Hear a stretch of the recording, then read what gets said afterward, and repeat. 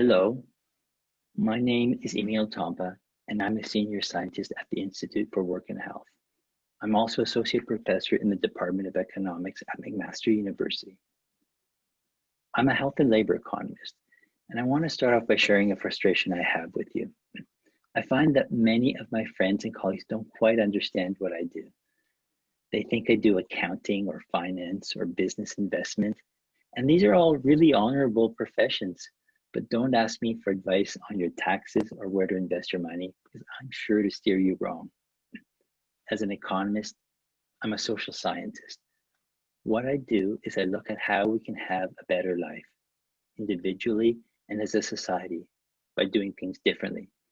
In fact, I try to quantify the benefits of doing things differently, sometimes in monetary terms, simply because most people can understand the value of a dollar. We all work really hard for our money so we can understand what a dollar is. Many times I try to measure abstract things that are important, such as the quality of life. Now here's a number I want to throw out at you, $340 billion.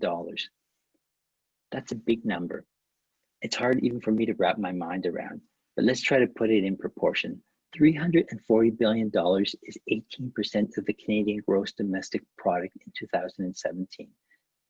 It's also our estimate of the benefits to be realized by Canadian society if we were fully inclusive in all social domains for persons with disabilities. It's a value boost that we would see every year, not just once.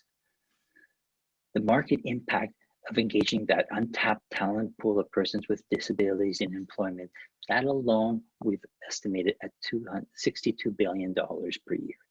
Think of how many people we could lift out of poverty if employment opportunities were inclusive and accessible. Think of all that independence we create for persons with disabilities if they were gainfully employed. Persons with disabilities are also an untapped market as consumers. We've estimated that market expansion at $47 billion. Governments too would gain from this. They'd be substantially reduced dependence on social transfers. There'd also be increased tax revenue from income and from sales. So there's clearly substantial spillover effects for all facets of society. In another study we've undertaken with some of our colleagues that we did for the Mental Health Commission of Canada, we estimated the benefits and costs for employers of accommodating the needs of workers with mental health conditions. Surprisingly, accommodating workers generally was not that expensive. In most cases, it only required some planning time from supervisors and managers, and oftentimes it was just soft measures that were needed, such as flexible work hours and working from home some days. Those are accommodations we all needed some time for work-life balance. And the returns were huge.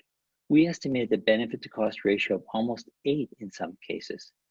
And even for entry-level positions, the estimates were positive. And so to put it in perspective, can you imagine investing $1 and getting back $8? That's good business sense to me. Even I know that, and I'm not a business person or an accountant. So accommodating workers' health needs is not charity. It's good business sense. It's a win-win, but we need to do things differently. We need to create a new normal that includes everyone. In many cases, we need to change the built environment. We also need to change the social environment. There's a lot of learning for all of us to do if we want to do this well. But if we embrace diversity, if we're inclusive of all persons in work and in other social domains, we all gain. We all will be more creative and productive and engaged. And ultimately, the gains of quality of life will be substantial.